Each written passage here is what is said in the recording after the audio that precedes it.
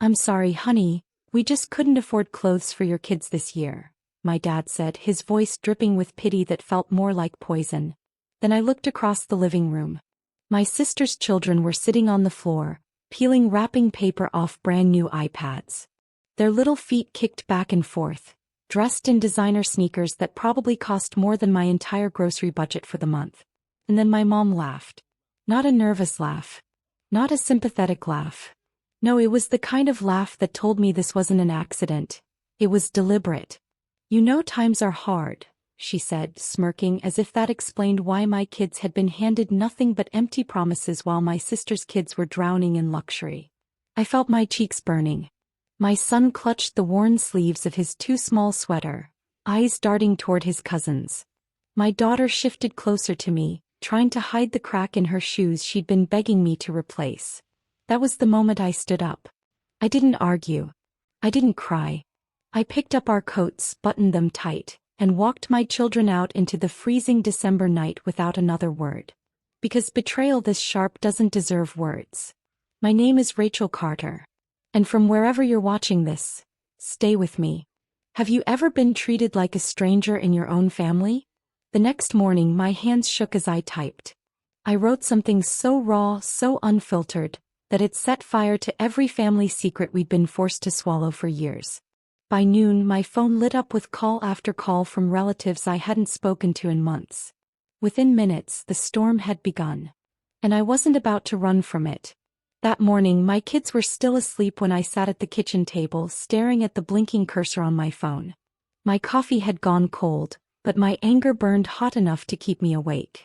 For years I'd stayed quiet, swallowed the favoritism, smiled at the insults. But the sight of my children standing empty-handed while my sister's kids bathed in gifts had carved a wound I couldn't ignore.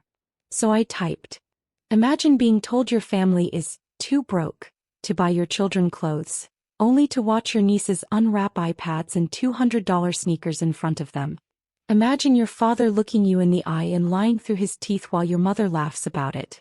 Imagine your kids realizing their worth in this family is nothing. Well, I don't have to imagine.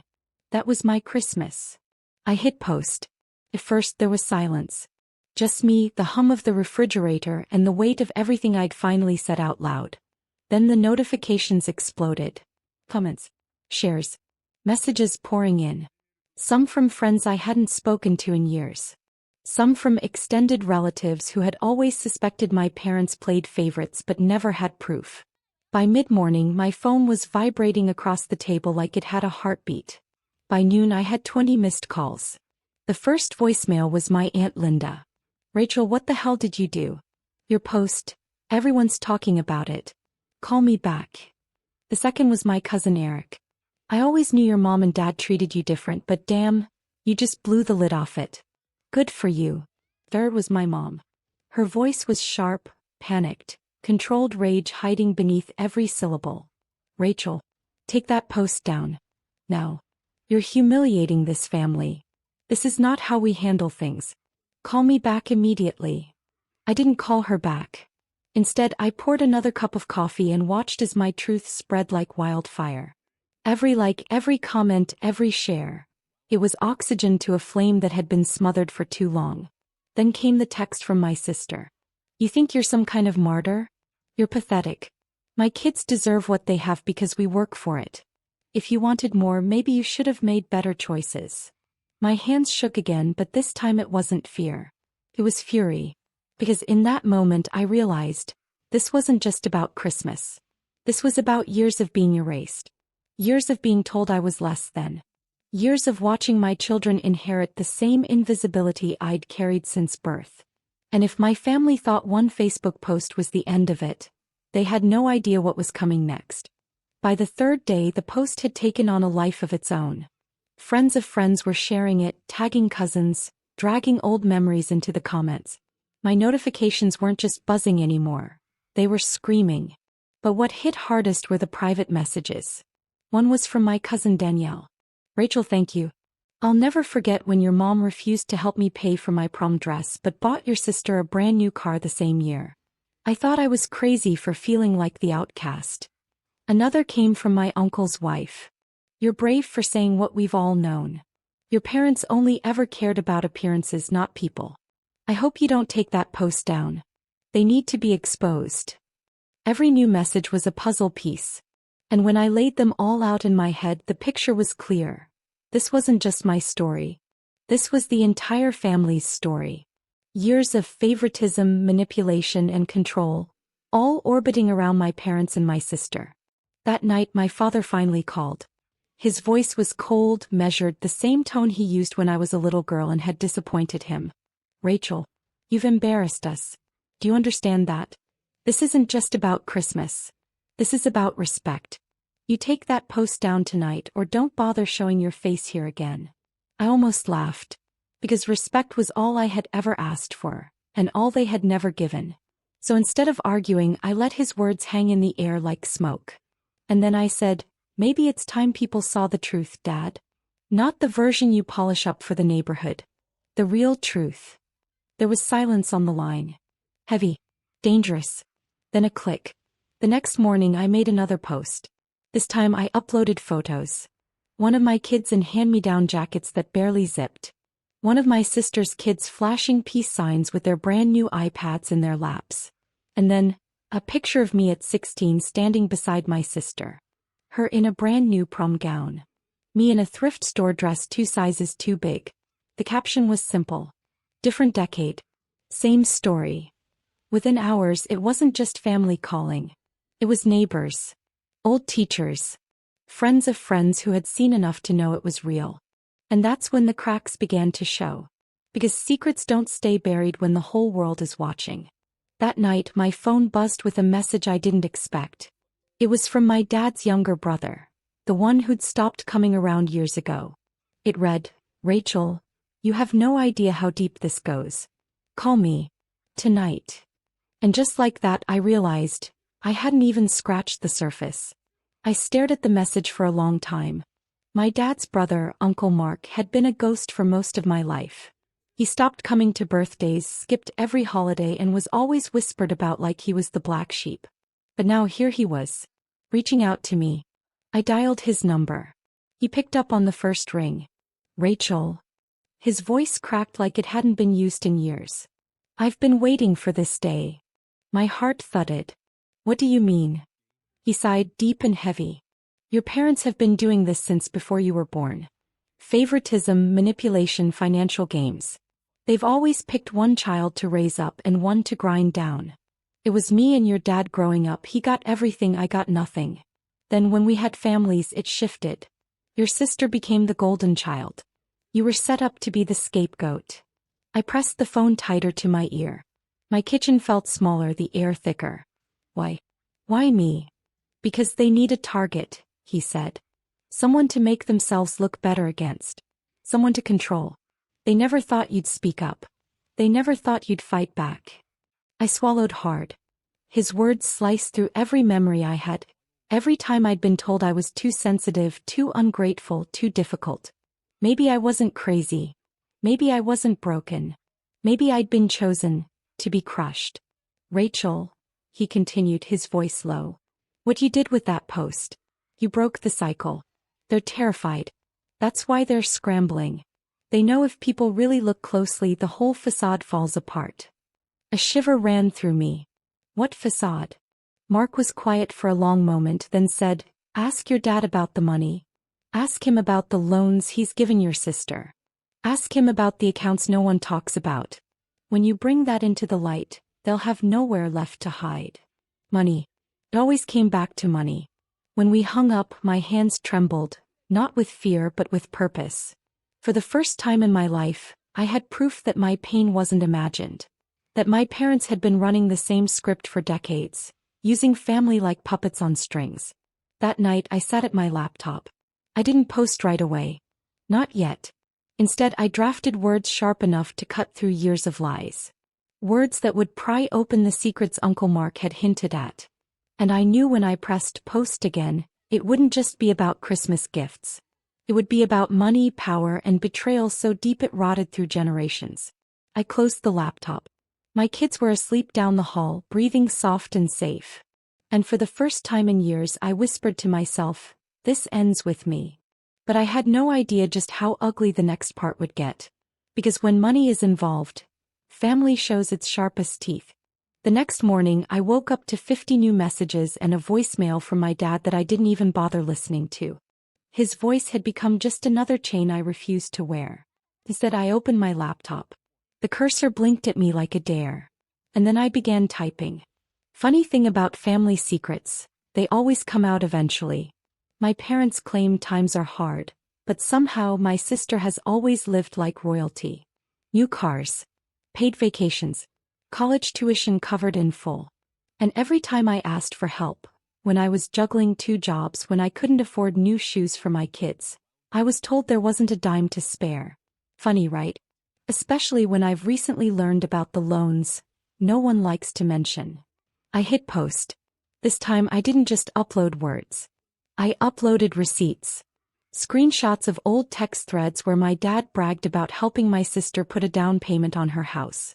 Copies of emails where my mom told me she couldn't possibly lend me $200 for a medical bill, just 2 weeks after wiring thousands to my sister for business expenses. I didn't have to spell it out. The proof screamed loud enough. Within hours, my post was wildfire. Family friends started chiming in. Wait, you mean all those times your parents claimed they were broke? They weren't?